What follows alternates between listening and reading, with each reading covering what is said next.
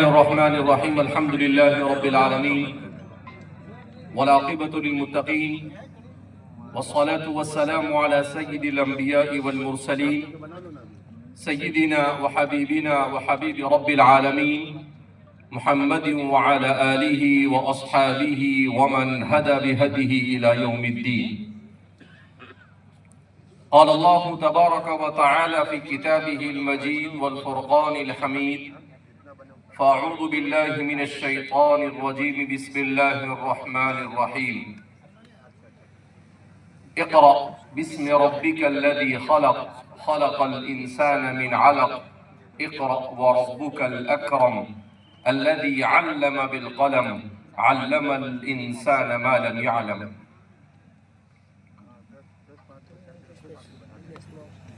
برادران اسلام اور پالنپور علاقے سے تعلق رکھنے والے ہمارے علماء کرام، نوجوانان ملت، اللہ رب العزت نے مجھے اور آپ کو، ہم سب کو فتنوں کے اس تاریک دور میں ایمان اور اسلام جیسی عظیم نعمت عطا فرمائی. ہمیں بار بار اس نعمت عظمیٰ پر اللہ کا شکر ادا کرنا چاہیے. اس بات کو بار بار اس لیے دہرایا جاتا ہے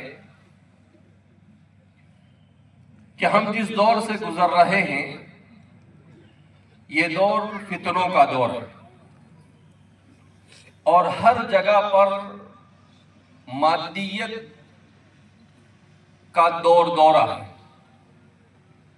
دنیا میں انسان چاہے مسلمان ہو، چاہے کسی بھی مذہب سے تعلق رکھتا ہو، اس کی زندگی کا ایک ہی مقصد رہ گیا ہے، اور وہ یہ ہے کہ وہ کیسے پیسہ کمائے، کیسے جیب بھرے اور کیسے پیٹ بھرے. حضرت مولانا یوسف صاحب بن نوری نور اللہ مرقدہ کا ایک مضمون ایک زمانے پہلے میں نے پڑھا تھا. اس میں حضرت نے ٹائٹل دیا تھا فتنہ جیب فتنہ پیٹ. اور پھر اللہ کے رسول صلی اللہ علیہ وسلم کی ایک حدیث سمجھائی جس میں نبی کریم صلی اللہ علیہ وسلم نے ہمارے اس زمانے کی منظر کشی کی. آپ صلی اللہ علیہ وسلم نے ارشاد فرمایا کہ میری امت پر ایک زمانہ ایسا آئے گا کہ اس زمانے میں میری امت کی اکثریت یہ دنیا کے پیچھے دوڑ لگائے گی. وہ دنیا کو حاصل کرنے کے لیے نہ حلال دیکھے گی نہ حرام دیکھے گی، اور حلال اور حرام کی تمیز کے بغیر دنیا کمانے کے اندر میں منہمک ہوگی. دوسرا نبی کریم صلی اللہ علیہ وسلم نے ایک اور موقع پر ارشاد فرمایا کہ اس امت پر قیامت سے پہلے ایک دور ایسا آئے گا کہ لوگوں کو صرف کھانے کی پڑی ہوگی. لوگ صرف کھانے کی فکر کر رہے ہوں گے کہ کہاں اچھا کھانا ملتا ہے، اور اچھا کھانا کھانے کے لیے بھیڑ لگے گی. جب ہم نبی کریم صلی اللہ علیہ وسلم کے ان فرامین کو سنتے ہیں اور ہمارے معاشرے پر نظر کرتے ہیں تو واقعتاً ہمیں ایسا محسوس ہوتا ہے جیسے رسول اللہ صلی اللہ علیہ وسلم نے اپنی آنکھوں سے اس منظر کو دیکھا ہو اور آپ نے بیان کیا ہو. ابھی 2 سال پہلے میں دلی گئے تو دہلی میں جامع مسجد جمعہ کا دن تھا، تو ہم نے کہا کہ بھئی دہلی آئے ہیں تو جامع مسجد میں نماز پڑھ لیتے ہیں. تو جامع مسجد میں نماز کے لیے گئے. جب نماز پڑھ کر باہر آئے تو 15-20 سال پہلے کا دہلی مجھے یاد آیا. تو میں نے کہا کہ دلی میں مسجد کے قریب جامع مسجد کا جو اردو بازار ہے وہاں پر کتابوں کی دکانیں ہیں، تو دیکھیں گے کوئی اچھی کتابیں آئی ہیں تو کتابیں خرید لیں گے. لیکن مجھے تعجب ہوا جب میں جامع مسجد کی سیڑھیوں سے اترا اور اتر کر کتابوں کی دکان تلاش کرنے لگا تو مجھے ڈھونڈنے سے بھی کتاب کی دکان نہیں ملی، بلکہ کتاب کی جگہ پر کباب کی دکانیں ملی۔ تو میں نے کہا کہ یہ تو کتاب کباب میں بدل گیا ہے، اور ہر جگہ پر لکھا ہے کہ بھئی تازہ کباب ملے گا، لذیذ کباب ملے گا۔ تو میں نے کہا یہ امت تو کہاں سے کہاں چلی گئی، کہاں کسی زمانے میں پوری لائن کتابوں کی ہوا کرتی تھی، پوری لائن میں جب میں نے چکر لگایا تو ایک بیچاری ٹوٹی پھوٹی پرانی دکان نظر آئی، ورنہ ساری کی ساری ہوٹلیں ہو گئی۔ یہ صرف پچھلے 15 سال کی تبدیلی ہے۔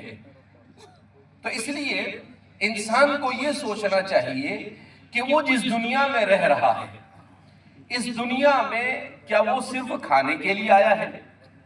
کیا وہ اس دنیا میں صرف اس لیے آیا ہے کہ وہ اپنے بدن کو راحت پہنچا دے؟ کیا وہ اس دنیا میں صرف اس لیے آیا ہے کہ اپنی من کی مرضی کے مطابق زندگی گزار دے؟ نہیں، ہرگز نہیں۔ مومن کا تو یہ مقصد ہو ہی نہیں سکتا ہے۔ ابھی سفر کے دوران میں ایک عربی کی کتاب پڑھ رہا تھا، اس کتاب میں مصنف نے کتاب کا عنوان ہی لگایا تھا حل نطقتہا حقا، کہ کیا کلمہ شہادت کو آپ نے دل سے پڑھا ہے یا نہیں پڑھا ہے؟ 400 صفحے کی عربی میں کتاب، اس کتاب کو تقریباً احمد آباد سے نکلے تو میں سفر کے دوران پڑھتا رہا، تقریباً آدھی کتاب میں نے پڑھی۔ تو اس کتاب میں ہمارے حالات کی منظر کشی کی گئی۔ انہوں نے کہا کہ ہم نے کلمہ تو پڑھ لیا اپنی زبان سے، لا الہ الا اللہ محمد الرسول اللہ، مگر کبھی ہم نے یہ غور کیا کہ یہ کلمہ ہم نے دل سے پڑھا ہے یا زبان سے پڑھا ہے؟ اگر ہم نے اس کلمے کو دل سے پڑھا ہے تو ہماری کیفیت کچھ اور ہونی چاہیے، اور اگر ہم اس کلمے کو صرف زبان سے پڑھ رہے ہیں تو ہماری کیفیت وہی ہے جس کیفیت پہ ہم مبتلا ہیں۔ اس میں انہوں نے ہمارے زمانے کی بیماریوں کو پکڑ پکڑ کر اس میں ذکر کیا کہ آج صورتحال کیا ہے کہ ایک بڑا طبقہ مسلمانوں کا ایسا ہے جو کلمہ شہادت اور کلمہ توحید تو پڑھتا ہے، مگر وہ صرف زبان سے اسے ایسے ادا کرتا ہے جیسے طوطا اپنی زبان سے ادا کرتا ہے، اسے کچھ پتا نہیں کہ وہ کیا بول رہا ہے اور کیا نہیں بول رہا ہے۔ کیوں؟ اس لیے کہ اگر اس کلمے کو ہم نے دل سے پڑھا ہوتا تو فرماتے ہیں کہ ہماری کیفیت وہ ہوتی جو صحابہ کی کیفیت تھی۔ ہماری کیفیت وہ ہوتی جو کس کی کیفیت تھی؟ صحابہ کی کیفیت تھی، کہ اس کلمے کو پڑھنے کے بعد ان کی زندگی میں انقلاب برپا ہوتا تھا۔ ہم اگرچہ اس کلمے کو پڑھتے ہیں، ہمارا ظاہر اگرچہ کچھ ٹھیک ٹھاک ہو جاتا ہے، مگر اس کلمے کا مقصد صرف ظاہر کو ٹھیک ٹھاک کرنا نہیں، اس کلمے کا مقصد ہے پوری انسانیت کے اندر میں اللہ کی عبودیت کو عام کرنا، اور انسان ہر کام کو صرف اور صرف اس لیے کرے کہ خالق اور مالک کو راضی کرے۔ مگر آج اگر ہم اپنی نماز پر بھی نظر کرتے ہیں تو ہم دیکھتے ہیں کہ ہماری نماز میں بھی گویا کہ ریاکاری ہے، ہماری تقریر میں بھی ریاکاری ہے، ہماری ہر عبادت میں ہمیں ریاکاری نظر آتی ہے۔ کیوں؟ اس لیے کہ ہم نماز تو پڑھتے ہیں، مگر ہم کیسی نماز پڑھتے ہیں؟ کَنُقْرَةِ الْغُرَابِ، ایسی نماز پڑھتے ہیں جیسے کوا چونچ مارتا ہے۔ اللہ کے رسول صلی اللہ علیہ وسلم ایک روایت میں ہے کہ اللہ کے رسول صلی اللہ علیہ وسلم تشریف فرما ہے، ایک صحابی آئے، بیچارے نئے نئے سب اسلام میں داخل ہوئے تھے اور جلدی جلدی نماز پڑھنے لگے، تو آپ صلی اللہ علیہ وسلم نے کہا ارجع فصلی فإنک لم تصلی، جاؤ واپس وضو کرو نماز پڑھو اس لیے کہ تمہاری نماز نہیں ہوئی۔ وہ صحابی تھے، 2 بار 3 بار ایسا ہوا۔ اس روایت کو باقاعدہ ہمارے محدثین نے مسیء الصلاۃ کا لقب دیا ہے۔ بعض روایتیں ایسی ہیں جس کا لقب دیا جاتا ہے روایت۔ تو وہ صحابی جب 2-3 بار ہو گیا تو پھر آپ صلی اللہ علیہ وسلم سے وہ پوچھنے لگے اللہ کے رسول صلی اللہ علیہ وسلم آخر میری نماز میں کمی کیا ہے، مشہور ہے؟ تو آپ صلی اللہ علیہ وسلم نے کہا کہ نماز کو اطمینان کے ساتھ پڑھنا چاہیے، نماز کو جلدی جلدی نہیں پڑھنا چاہیے۔ تو پھر آپ صلی اللہ علیہ وسلم نے انہیں نماز پڑھ کر بتائی۔ اب آپ صلی اللہ علیہ وسلم کی نماز کیسی ہوتی تھی اور ہم اپنی نماز کا جائزہ لیں. آپ کی نماز کیسی ہوتی تھی؟ حضرات صحابہ نے بیان کیا کان رکوعہ قریبا من قیامہ، جب آپ قیام کرتے تھے تو آپ بہترین قرات کرتے تھے. حضرات صحابہ فرماتے ہیں کہ رسول اللہ صلی اللہ علیہ وسلم کی قراءت کو جب ہم سنتے تھے تو ہم اس دنیا سے ایسا لگتا تھا غائب ہو جاتے تھے. ہمارے اوپر ایسی کیفیت طاری ہوتی تھی. اللہ اکبر. اب ظاہر سی بات ہے جس ذات پر وحی کا نزول ہو رہا ہے وہ ذات جب قرآن کریم کی تلاوت کر رہی ہوگی، ہم شیخ عبد الباسط جیسے قاریوں کی قراءت کو پڑھ کر جھوم جاتے ہیں تو صحابہ پر رسول اللہ کی قراءت کا کیا اثر ہوتا ہوگا. ایک صحابی فرماتے ہیں میں نے اللہ کے رسول صلی اللہ علیہ وسلم کے پیچھے فجر کی نماز پڑھی تو آپ صلی اللہ علیہ وسلم نے جب پڑھنا شروع کیا تو مجھے ایسا لگا کہ میرا اس دنیا سے کوئی تعلق نہیں. تو ایک تو نماز، اچھا حضور کی نماز کیسی ہوتی تھی؟ آپ صلی اللہ علیہ وسلم کی نماز کو بیان کیا کان رکوعہ قریبا من قیامہ، جتنی دیر آپ قیام کرتے تھے، سورہ فاتحہ پڑھتے تھے اور ضم سورت کرتے تھے، اتنا ہی تقریباً آپ کا رکوع ہوتا تھا. اور ہمارا رکوع کیسا ہوتا ہے؟ سبحان اللہ سبحان اللہ سبحان اللہ. یعنی شاید 1 سیکنڈ 2 سیکنڈ کے اندر تو ہمارا رکوع ختم ہو جاتا ہے. شاید موسی فی الصلاۃ، اگر اللہ کے رسول صلی اللہ علیہ وسلم ہماری نماز کو دیکھ لے تو یہ تو نماز ہی نہیں ہے. اسی لیے سیدنا حضرت ابو ہریرہ رضی اللہ تعالیٰ عنہ کی ایک روایت ہے کہ بعض لوگ نماز پڑھیں گے 60 70 سال تک نماز پڑھیں گے، مگر جب اللہ کے سامنے حاضر ہوں گے تو ان کی ساری نمازوں کو ان کے منہ پر دے مارا جائے گا. لا تقبل منها واحدہ، 70 سال میں ایک نماز بھی اللہ کے یہاں قبول نہیں ہوئی ہوگی. کیا وجہ؟ حضرت ابو ہریرہ فرماتے ہم نے پوچھا اللہ کے رسول صلی اللہ علیہ وسلم اس کی وجہ کیا؟ کہا لا یتم رکوعها ولا سجودها، نہ تو رکوع سیدھا کیا ہوگا نہ سجدہ سیدھا کیا ہوگا. میں ایک مرتبہ رمضان مبارک کے مہینے میں ایک صاحب نے فون کیا، کہا کہ مولانا یہ تراویح اتنا فاسٹ پڑھتے ہیں، کیا نماز ہو جاتی ہے لوگوں کی؟ میں نے کہا کیا ہوا آپ کے ساتھ قصہ؟ تو صاحب فون پر کہنے لگے کہ یہاں پر ہمارے شہر میں ایک جگہ پر تراویح ہوتی ہے تو اس تراویح میں یہ ہوتا ہے کہ 10 منٹ میں امام صاحب 20 رکعت پڑھا کے مصلیوں کو مسجد کے باہر پھینک دیتے ہیں. مجھے تعجب ہوا کہ 10 منٹ میں 20 رکعت پڑھا کر مسجد کے باہر پھینک دینا کیا مطلب ہوتا ہے اس کا؟ کہا کہ مولوی صاحب عجیب و غریب نماز ہوتی ہے. میں نے کہا اچھا. میں نے کہا ایسا تو نہیں ہو سکتا ہے، 10 منٹ میں 20 رکعت تو غیر معقول ہے، سمجھ میں نہیں آتی ہے. اچھا وہ آدمی بڑا ہوشیار نکلا. اس نے کہا کہ مولانا ایک کام کرتا ہوں، میں کل آپ کو تراویح ریکارڈ کر کے بھیجتا ہوں. اس نے کیا کیا، دوسرے دن تراویح ریکارڈ کروایا کسی کے پاس اور مجھے بھیجا. تو واقعتاً 10 منٹ تو زیادہ کہا اس نے، 9 ساڑھے 9 منٹ میں 20 رکعت پوری. اچھا قرآن کیسا پڑھ رہے تھے پڑھنے والے؟ صرف الحمدو سمجھ میں آتا تھا اور ظالم سمجھ، الحمدللہ ختم بات. تو پھر اس نے کہا کہ مولانا نماز کا کیا حکم ہے؟ میں نے کہا ابھی یہ جیسی نماز پڑھا رہے ہیں یہ نماز تو ہوگی نہیں، نماز ہوئی نہیں. تو پھر وہ مجھے کیا کہنے لگے کہ مول صاحب 25 سال سے لوگ ایسی طرح بھی پڑھ رہے ہیں اور آپ کو تعجب ہوا کہ پورے شہر میں سب سے زیادہ مصلی اسی مسجد میں ہوتے ہیں. میں نے کہا 25 سال میں ایک کی بھی نماز نہیں ہوئی. تو اس کا مطلب کیا ہے؟ ہم اپنے سر سے صرف بوجھ اتارنا چاہتے ہیں. ہمیں اللہ سے محبت نہیں ہے، ہم محبت سے عبادت نہیں کر رہے ہیں، ہم محبت سے نماز نہیں پڑھ رہے ہیں، ہم محبت سے اطاعت نہیں کر رہے ہیں. تو یہ بڑا افسوس کا مقام ہے کہ ہم کہاں کھڑے ہیں. ہم ایک اللہ کو مانتے ہیں مگر صرف زبان سے مانتے ہیں. حقیقت میں اللہ رب العزت کے ساتھ جو تعلق ہونا چاہیے وہ تعلق نماز پڑھنے کے باوجود بھی ہمارا قائم نہیں ہو سکا ہے. لہذا اس بنا پر نبی کریم صلی اللہ علیہ وسلم جو معاشرہ چھوڑ کر گئے، حضور نے صحابہ کی جو تربیت کی اور تربیت کر کر جو جماعت آپ نے چھوڑی کہ اخیر میں آپ نے کہا کہ میرے صحابہ کون ہیں؟ خیر القرون قرنی، کہ میرے صحابہ جیسے دنیا میں تمہیں کوئی نہیں ملے گی. خیر القرون کا اللہ کے رسول صلی اللہ علیہ وسلم نے. کیا مطلب؟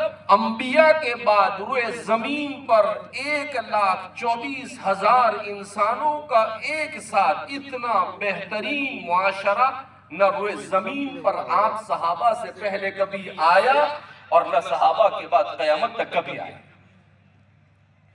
کیسا تھا؟ اللہ اکبر!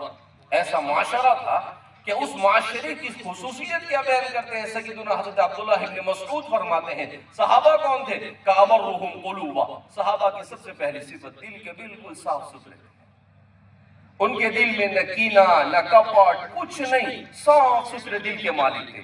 آج ہم اپنے معاشرے کا جائزہ لیں، بھائی بھائی کے دل حسد لے کر بیٹھا ہوا ہے، باپ کی بیٹے سے نہیں بنتی ہے، چچا کی بھتیجے سے نہیں بنتی ہے، ماموں بھانجے کی نہیں بنتی ہے، اور اڑوس پڑوس کے ساتھ کوئی تعلق نہیں، ایک طرح کی تجارت کرتے ہیں تو ہم ایک دوسرے کی ٹانگ کھینچ کر ایک دوسرے کو نقصان پہنچانے کی کوشش کرتے ہیں۔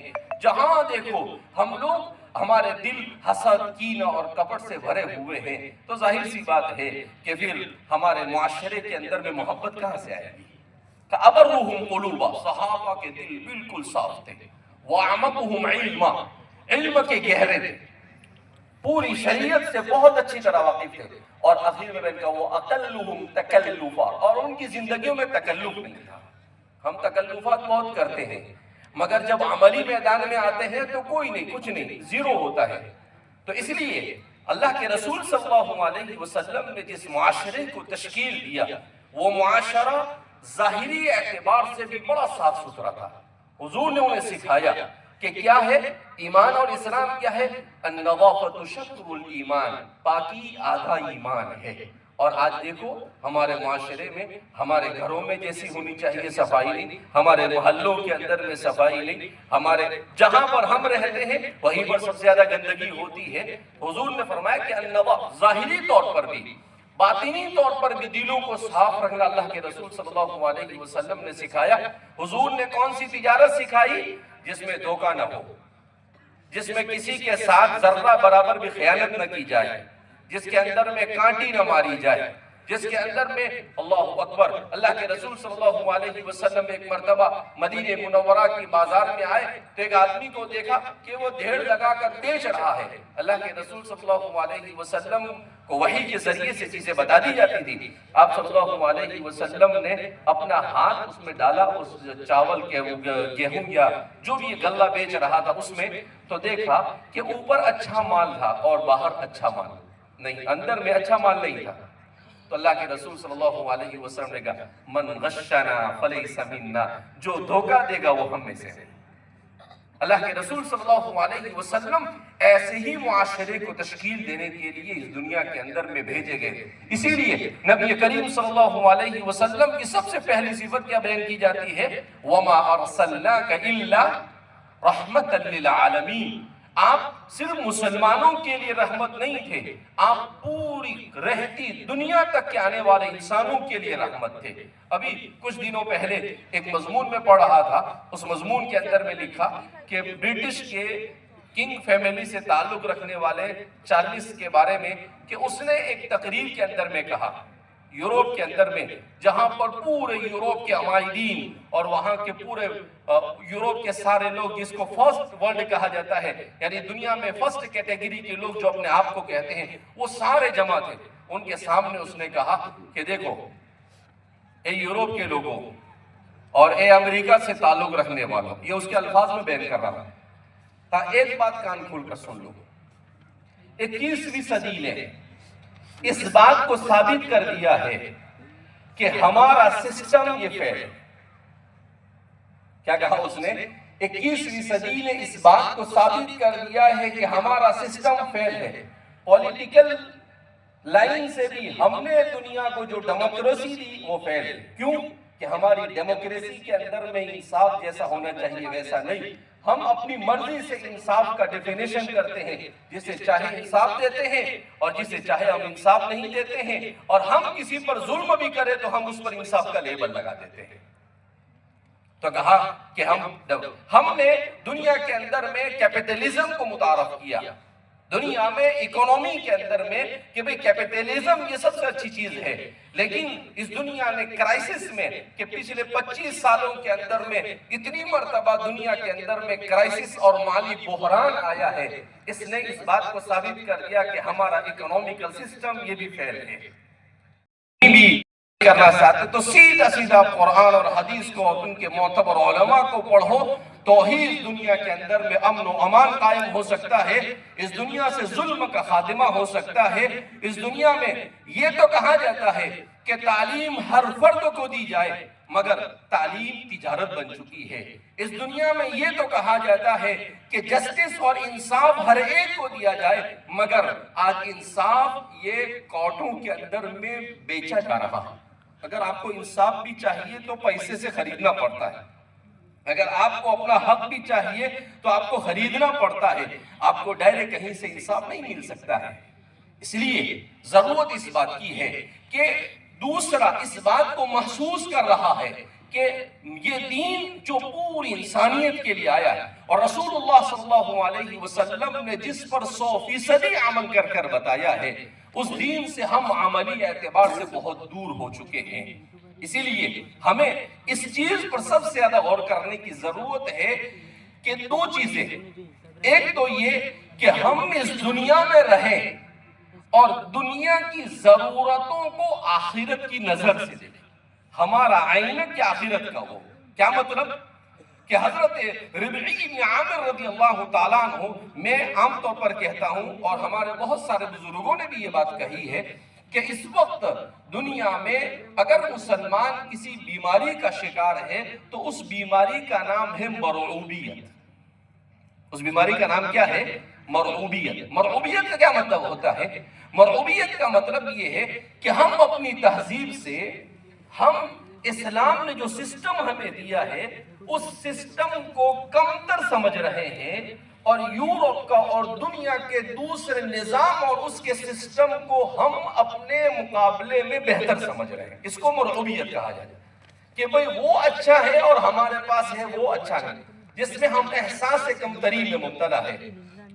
تو فرماتے ہیں کہ یہ مرعوبیت کی زندگی یہ غلامی کی زندگی ہوا کرتی ہے۔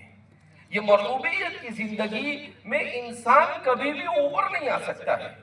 مرعوبیت سے ہٹ کر زندگی گزارنا خودداری کے ساتھ صرف اور صرف اللہ جو چاہتا ہے اور رسول اللہ نے جو طریقہ بتایا ہے اسی طریقے کے مطابق زندگی گزارنا، یہ مرعوبیت سے نکل کر زندگی گزارنا ہے۔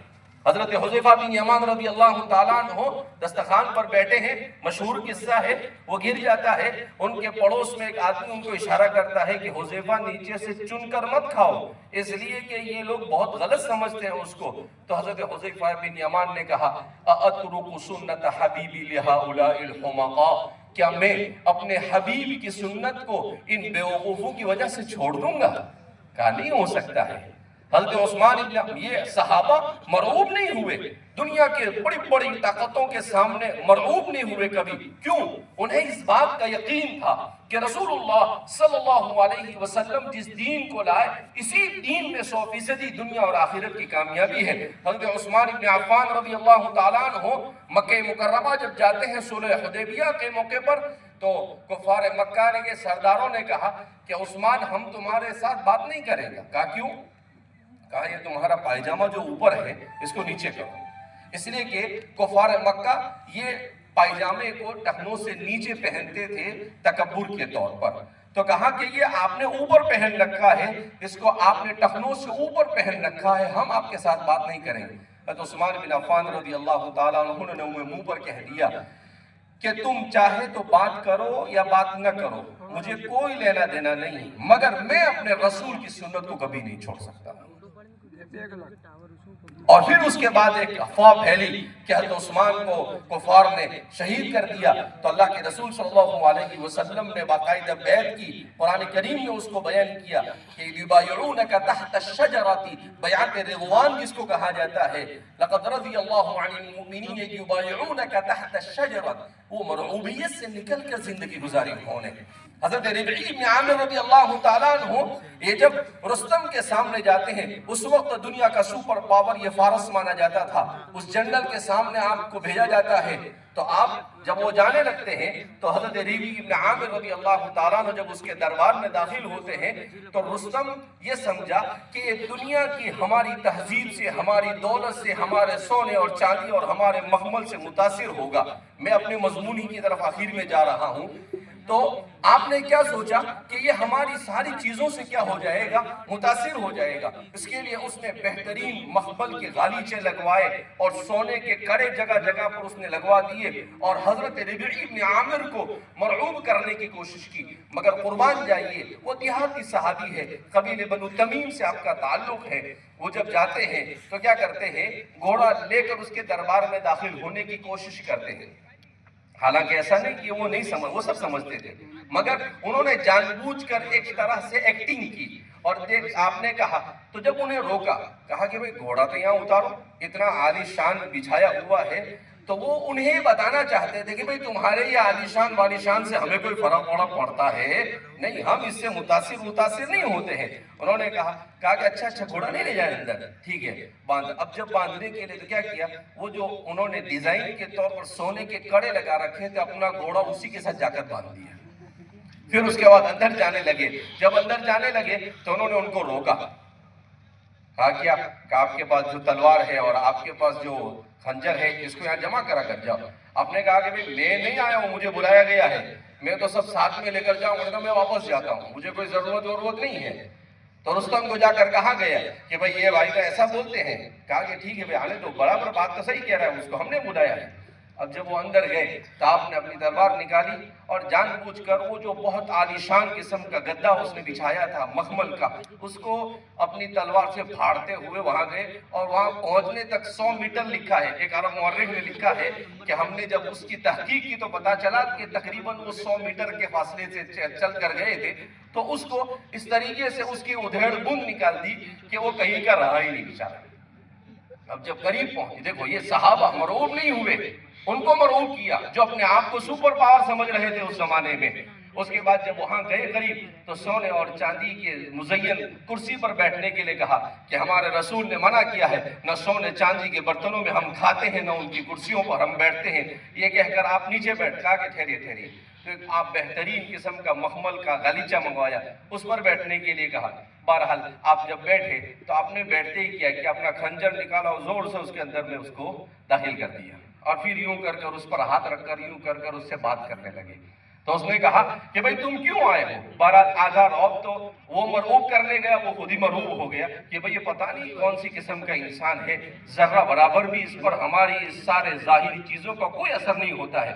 اس کے بعد اس نے کہا کہ اچھا بتاؤ آپ کیوں آئے ہو یہاں پر؟ تو آپ نے کہا کہ ہم آئے نہیں، ہمیں اللہ لے کر آئے ہیں۔ کہا کہ تم کو غلہ چاہیے، کپڑے چاہیے، ہم تمہیں دے دیتے ہیں۔ کہا ہمیں یہ سب چیزوں کی ضرورت نہیں۔ کہا کیوں آئے ہو؟ عجیب جملہ کہا، مورخین نے لکھا ہے کہ ربیع ابن عامر جیسے دیہاتی صحابی اگرچہ اپنے قبیلے کے سردار تھے، مگر انہوں نے وہ جملے کہے اور تاریخ قیامت تک کہ اس کو اپنے سینے پر رقم کر دیتی ہے۔ انہوں نے کیا کہا؟ جئنا لنخرج العباد من عبادت العباد الى عبادت الواحد القہار۔ کہا ہم آئے ہیں تاکہ بندوں کو بندوں کی بندگی سے نکال کر ایک اللہ کی بندگی کی طرف نکالا جائے۔ ایسا جملہ کہا، تاریخی جملہ کہا جاتا ہے اس کو۔ صاحب البدایہ والنہایہ امام ابن کثیر بھی جھوم اٹھتے ہیں، کہتے ہیں کیسا جملہ کہا، لنخرج العباد من عبادت العباد الى عبادت الواحد القہار۔ کہا ایک اللہ کی عبادت کی طرف بلانے کے لیے آئے ہیں کہ تو جو بادشاہ بن کر بیٹھا ہے اور دوسرے لوگوں کو اپنا غلام بنایا ہے، کہا اس سے نکال کر ایک اللہ کی عبدیت کی طرف نکالنے کے لیے آئے ہیں۔ اس کے بعد دوسرا جملہ اس سے بھاری کہتے ہیں وَمِن، اور دوسرا جملہ کیا کہا کہ اور ہم اس لیے آپ کے پاس آئے ہیں تاکہ لوگوں کو نکالے من جور الادیان الى عدل الاسلام، مذہب کے نام پر جو ظلم ہو رہا ہے اس ظلم اور بربریت سے نکال کر اسلام کے عدل کے سائے میں کھڑا کرنے کے لیے آئے۔ کہا ہمارے یہاں پر ایک ہی صف میں کھڑا ہو گیا محمود و ایاز، نہ کوئی بندہ رہا نہ کوئی بندہ نواز۔ کہا ہمارے یہاں اونچ نیچ کچھ نہیں ہوگا، محمود و ایاز ہم پڑھتے ہیں نا شعر میں، تو وہ کیا ہے، وہ ہندوستان میں ایک زمانے کے بادشاہ تھے اور غلام تھے، وہ تھے محمود و ایاز۔ تو کہا بادشاہ بھی وہی کھڑا اور غلام بھی وہی کھڑا ہو جائے گا، ہمارے یہاں پر اونچ نیچ کچھ نہیں ہوگی۔ کہا من جور الادیان الى عدل الاسلام۔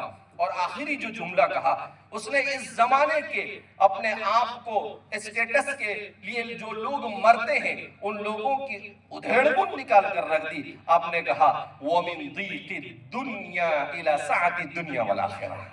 کہاں ہم اس لیے آئے ہیں تاکہ لوگوں کو صرف دنیا کے بارے میں جو سوچتے ہیں کہ دنیا میں میرا بنگلہ ہو، دنیا کے اندر میں میری گاڑی ہو، دنیا میں میرا اسٹیٹس ہو، دنیا میں میرا نام ہو، صرف یہی سوچتے ہیں۔ کہا اس سوچ سے نکال کر ایسی سوچ پر نکالنے کے لیے آئے ہیں جس میں دنیا کی کامیابی کے ساتھ ساتھ آخرت کی کامیابی کو مقدم رکھا جائے۔ صحابہ مرعوب نہیں ہوئے، انہوں نے دنیا کو مرعوب کیا۔ لہذا اللہ رب العزت نے ہمیں جو تہذیب دی ہے وہ دنیا کی سب سے بہترین تہذیب ہے۔ اس تہذیب نے دنیا میں اپنا لوہا منوایا ہے انصاف کر کر، انسانوں کو حقوق دے کر۔ ہم آج کس چیز میں پیچھے ہیں؟ ہم اس چیز میں پیچھے ہیں کہ جہاں ہم اسلام کو جاننے میں پیچھے ہیں، اسلام پر عمل کرنے میں پیچھے ہیں، وہیں پر ہم دنیا کو صحیح معنی میں سائنس، ٹیکنالوجی اور دنیا کے سائنس کو صحیح معنی میں انسانیت کے لیے استعمال کرنے میں بھی پیچھے ہیں۔ کیا مطلب اس کا؟ اللہ کے رسول صلی اللہ علیہ وسلم کے زمانے میں بھی اللہ کے رسول صلی اللہ علیہ وسلم نے بھی دنیا کی ضرورتوں کو سامنے رکھ کر فیصلے کیے۔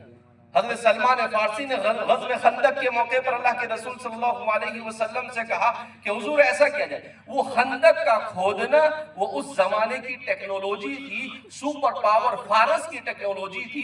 اس ٹیکنالوجی کو اختیار کیا اللہ کے رسول صلی اللہ علیہ وسلم نے اور امت کو بتایا تم جس زمانے میں رہتے ہو اس زمانے کی ٹیکنالوجی کو اسلام کے دائرے میں رہ کر استعمال کرنا یہ امت کے لیے ضروری ہے۔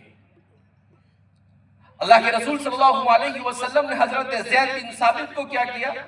انہیں کہا کہ آپ عبرانی زبان سیکھو، اور آپ نے 15 دن میں عبرانی زبان کو سیکھ لیا، بولتے تھے، لکھتے تھے، پڑھتے تھے، ساری چیزیں اس کو کرتے تھے۔ تو دنیا کے دیگر مذاہب کی زبانوں کو بھی آپ نے سیکھنے کی تلقین کی۔ ایسی بے شمار مثالیں آپ کو مل سکتی ہیں۔ لہذا ہم یہ جو سوچتے ہیں کہ بھائی صرف اور صرف قرآن کریم کی آیت کریمہ میں ربنا آتینا فی الدنیا حسنہ وفی الآخرۃ حسنہ، دونوں جگہ پر حسنہ حسنہ کا استعمال ہے، کوئی کمی زیادتی نہیں کی ہے۔ لہذا میں اس کو یوں سمجھانے کی کوشش کرتا ہوں کہ مغرب نے، ویسٹرن نے اور یورپ نے دنیا کو یہ سکھانے کی کوشش کی ہے کہ دین اور دنیا دو الگ الگ چیزیں ہیں، جبکہ اسلام نے دنیا کو یہ سمجھایا ہے کہ دین اور دنیا یہ دونوں ایک ہے۔ اگر دنیا کو دین کے نظریے سے شریعت کے دائرے میں رہ کر استعمال کیا جائے تو جہاں پر یہ دنیا آخرت بن جاتی ہے وہیں پر یہ دنیا پوری انسانیت کے لیے رحمت بھی بن جاتی ہے۔ اس لیے آج جس سائنس اور ٹیکنالوجی کے ذریعے سے ہتھیار بنا کر مظلوم لوگوں کو مارا جا رہا ہے، یہی ٹیکنالوجی اگر اسلام کے سائے میں ہوتی تو کبھی کسی مظلوم کو نہیں مارا جاتا ہے۔ اللہ کے رسول صلی اللہ علیہ وسلم نے اپنی تعلیمات میں صاف کہا لا تقتلوا النساء، عورتوں کو نہیں مارا جائے گا، بچوں کو نہیں مارا جائے گا، بڑھوں کو نہیں مارا جائے گا، کہیں پر کسی درخت کو نہیں کاٹا جائے گا، کسی گھر کو نہیں اجاڑا جائے گا۔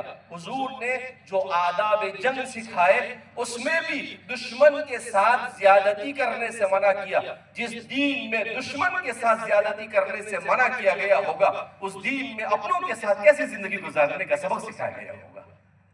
اس لیے میرے بھائیو، دوستوں اور بزرگوں، یہ سب ہمارے لیے ضروری ہے کہ ہم جہاں پر اپنے پورے دین کی حفاظت کی ذمہ داری اپنے سر پر لیں وہیں پر ہمیں یہ بھی سوچنا ہے کہ آنے والا زمانہ کہاں جا رہا ہے، اور اس زمانے کی آنکھ سے آنکھ ملانے کے لیے ہمیں اپنے دین کے دائرے میں رہ کر کس طریقے سے آگے بڑھنا ہے تاکہ ہمارا نوجوان یہ ارتداد کا شکار نہ ہو، ہمارا نوجوان یہ کسی قسم کی خرابی کا شکار نہ ہو۔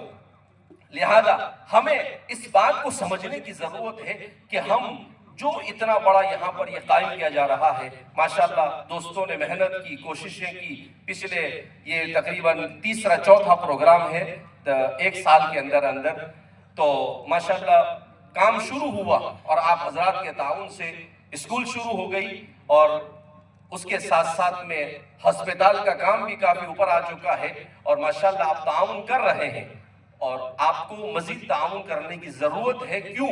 اس لیے کہ یہ ساری چیزیں ہماری ضرورت بن چکی ہے۔ اگر ہمارا ہسپتال نہیں ہوگا تو ظاہر سی بات ہے ہم کتنی مشکلات کا شکار ہوں گے، آپ اس کا تصور بھی نہیں کر سکتے ہیں۔ اور آگے دنیا کے اندر میں کھانے پینے کی چیزیں، پولوشن اور یہ ساری بیماریاں بڑھتی چلی جا رہی ہے، اس میں ہمارے لیے کتنی ضرورت ہے۔ کیوں کہ ہم پورے دین الیوم اکمل دین کامل کے مالک ہے۔ زندگی کے ہر شعبے میں ہمارے لیے شریعت کی تطبیق یہ ضروری ہے۔ اس کے لیے ہمارے اپنے ادارے ہونے چاہیے، کے جی سے لے کر پی جی تک، تاکہ ہمارے بچے دین کی تعلیم، دنیا کی تعلیم بھی مکمل ہماری نگرانی میں ایسے حاصل کرے کہ وہ ذرہ برابر بھی کسی دوسرے غلط افکار سے متاثر نہ ہو۔ اسی لیے کوششیں اور فکر کی جا رہی ہے۔ اس سے پہلے کے پروگراموں میں بھی آپ کو بارہا یہ بات بتائی گئی کہ دینی تعلیم، عصری تعلیم دینی ماحول میں وقت کی سب سے بڑی ضرورت ہے، اور ہم سب کو مل کر اس میں آگے بڑھنا ہوگا۔ بہرحال ہمارا یہ دوسرا بڑا پروگرام ہو رہا ہے۔ ان پروگراموں کا مقصد یہ نہیں ہے کہ بہت لوگ آ گئے اور بہت اچھی تقریر ہو گئی، واہ واہ، نہیں، یہ کیا مطلب، اس کا کوئی فائدہ نہیں۔ اس کا اصل مقصد یہ ہے کہ آپ اس بات کو سمجھے کہ بھائی ہم اس پروگرام کے ذریعے سے آپ کو یہاں دعوت دیتے ہیں تاکہ چیزوں کو دیکھیں آپ، اور آپ اپنے آنکھ سے دیکھ کر کہا کہ کام ہو رہا ہے تو خود بھی تعاون کریں اور دوسرے لوگوں کو بھی اس کی تعاون پر آمادہ کریں۔ اور جو چیز آپ یہاں پر دیں گے، میں نے اس سے پہلے بھی ایک بات کہہ کر اپنی بات کو ختم کرتا ہوں کہ حضرت مولانا عبدالکریم پاریکھ صاحب، وہ ناگپور کے اندر میں، انہوں نے اپنے ایک مرتبہ ایک موقع پر کہا کہ دنیا کے دوسرے، صرف ہندوستان پر ہم نظر کریں تو یہاں پر ہماری جو او بی سی لوگ ہیں، کہا وہ آگے بڑھ رہے ہیں، مسلمان پیچھے رہ رہے ہیں۔ کہا میں اس پر سوچتا رہتا تھا ایسا کیوں ہو رہا ہے۔ کہا ایک مرتبہ میں نے دیکھا کہ ہمارے گھر میں صاف صفائی کرنے والی عورت ہے، وہ آئی اور اس کے ہاتھ میں پیپر ہے، تو مجھے تعجب ہوا۔ میں نے اس عورت سے پوچھا، 20-25 سال پہلے کا انہوں نے قصہ لکھا ہے، میں نے اس عورت سے پوچھا کہ بھئی یہ پیپر کیا کر رہے ہو آپ کو پڑھنا آتا ہے؟ تو اس نے کہا کہ مجھے پڑھنا نہیں آتا ہے۔ کہا یہ پیپر کیوں؟ کہا اس پیپر کو میری قوم نکالتی ہے اور میں اس کو 1 روپے کا خریدتی ہوں۔ کیوں خریدتی ہوں؟ اس لیے کہ یہ 50 پیسے کا اس پر خرچہ ہوتا ہے اور 50 پیسے ہماری قوم کے تعلیم کے لیے خرچ کیا جاتا ہے۔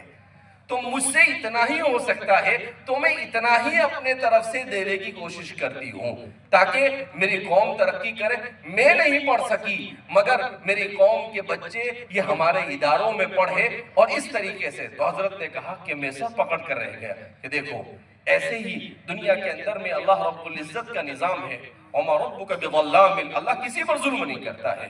لہذا اس بنا پر آپ نے جس جوش و خروش کے ساتھ ہمارے اس پروجیکٹ میں آج تک تعاون کیا ہے، آئندہ بھی آپ کو مکمل طور پر اسی طرح سے تعاون کو جاری رکھنا ہے۔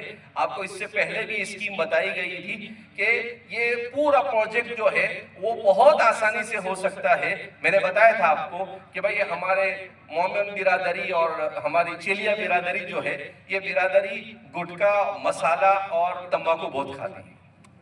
میں ہر جگہ پر پچھلے کئی بیانوں میں آپ حضرات کی مثال بھی دی ماشاءاللہ کہ آپ حضرات نے کیسے ہماری اس اسکیم کو اڈاپٹ کیا اور تعاون شروع کیا۔ تو میں کہتا ہوں کہ بھئی آپ کی جو 6 لاکھ کی آبادی ہے 156 دیہاتوں میں، اگر یہ 6 لاکھ لوگوں میں سے 4 لاکھ لوگوں کو، 3.5 لاکھ لوگوں کو، بچے بوڑھے عورتوں کو نکال دے تو 2 سے 2.5 لاکھ لوگ بچتے ہیں جو کمانے والے ہیں۔ یہ 2.5 لاکھ لوگ اگر 16 ہزار روپے دے دیتے ہیں تو 450 کروڑ کے یہ سارے پروجیکٹ ہمارے کھڑے ہو جاتے ہیں۔ اور میں نے آپ کو کہا بھی تھا کہ یہ آپ کو 5 سال میں دینا ہے، ایک سال میں 3,000 روپے، ایک مہینے کے 300 روپے. آپ لوگوں نے یہ بھی کہا تھا کہ ہم 1500 سے لے کر 3,000 روپے کا مسالہ اور گٹکا کھاتے ہیں. میں نے کہا بھائی کام کرو، اسی میں سے آپ 300 روپے ادھر دے دو. اگر 3,000 کا کھاتے ہو تو اللہ کے واسطے 2700 کا کھاؤ. اللہ کے واسطے تو نہیں کھاؤ بول بھی نہیں سکتا ہوں میں، اس لیے کہ بہرحال وہ جائز نہیں ہے جو صحت کے لیے نقصان دہ ہے. وَلَا تُلْقُوا بِأَيْدِيكُمْ إِلَى التَّهْلُكَةِ، اللہ کے واسطے تو یہی کہوں گا کہ اللہ کے واسطے بالکل چھوڑ دو. لیکن اگر کھا رہے ہیں دھیرے دھیرے عادت چھوڑنے کے لیے، تو بھائی آپ اگر 1500 کا 3,000 کا کھا رہے ہیں تو تجدید اس کو 2,000 کا کیجئے، اور 2,000 میں سے بھی 300 ادھر دے دیجئے. تو انشاءاللہ میں پھر اس کو یہ کہتا ہوں کہ آپ کے تھوک سے یہ پورا پروجیکٹ کھڑا ہو جائے گا، کہ آپ جس کو کھا کر تھوک دیتے ہیں اس کے بجائے وہ ادھر دے دیں گے تو آپ کا پروجیکٹ کھڑا ہو جائے گا. لہذا اس بنا پر بڑھ چڑھ کر آپ کو پورے جوش و خروش کے ساتھ اس میں محنت کرنے کی ضرورت ہے. ہمارے مصطفیٰ بھائی اور ان کی ٹیم ماشاءاللہ مسلسل محنت کر رہی ہے. انہوں نے پہلے ہی دن سے مجھے کہا کہ مول صاحب یہ ہمارا پروجیکٹ ہم بنائیں گے، مگر آپ کو سال میں 1-2 بار یہاں چکر مارنا پڑے گا. میں نے کہا کوئی بات نہیں، ملت اسلامیہ کے لیے اگر کوئی بڑا کام ہو جائے تو اس کے لیے ہماری چھوٹی سی قربانی انگلی کٹا کر شہیدوں میں نام لکھانے میں کوئی حرج نہیں ہے. بہرحال اللہ رب العزت آپ سب کے یہاں پر جمع ہونے کو قبول فرمائے، اور اللہ رب العزت ہمیں اپنی ملت کی سربلندی کے لیے لِتَكُونَ كَلِمَةُ اللَّهِ هِيَ الْعُلْيَا، اس کے لیے اپنا سب کچھ قربان کرنے کی توفیق مرحمت فرمائے. ہر آدمی کو اپنی حیثیت سے زیادہ اس میں حصہ لینا چاہیے، اور ذرہ برابر بھی بخل اور کوتاہی نہیں کرنی چاہیے. انشاءاللہ مستقبل میں یہ ہمارے بچوں کی دنیا اور آخرت کی کامیابی کا ضامن ہے، اور اگر آج ہم اس کے لیے نہیں کھڑے ہوئے تو مستقبل میں ہمیں سوائے افسوس کے اور کچھ نہیں کرنا پڑے گا. اللہ رب العزت ہمیں صحیح سمجھ عطا فرمائے، اسلام پر استقامت نصیب فرمائے، اور کار خیر کے اندر میں بڑھ چڑھ کر ہمیں حصہ لینے کی توفیق مرحمت فرمائے. جو دوست و احباب ہمارے ان پروگراموں کے لیے محنت کوشش اور جدوجہد کر رہے ہیں، اللہ ہم سب کو جزائے خیر عطا فرمائے. مولانا عثمان صاحب کو بھی اللہ جزائے خیر عطا فرمائے کہ آپ کو دعوت دی گئی اور آپ یہاں پر تشریف لائے.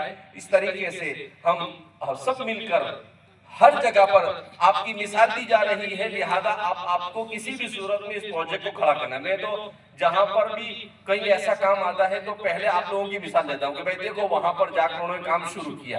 تو انشاءاللہ آپ اگر آئیڈیل بنتے ہیں تو دوسری جگہ پر جو کام ہوگا اس کا ثواب بھی آپ کو مَن دَلَّ عَلَى الْخَيْرِ كَفَاعِلِهِ، جو خیر کا راستہ بتائے تو اس کو بھی اتنا ہی ثواب ملتا ہے جیسا کہ پہلے کرنے والے نے کیا. اللہ رب العزت ہم سب کو کہنے سننے زیادہ عمل کی توفیق مرحمت فرمائے، اپنی مرضیات پر چلنے کی اور نامرضیات سے بچنے کی توفیق مرحمت فرمائے. وآخر دعوانا الحمدللہ رب العالمین.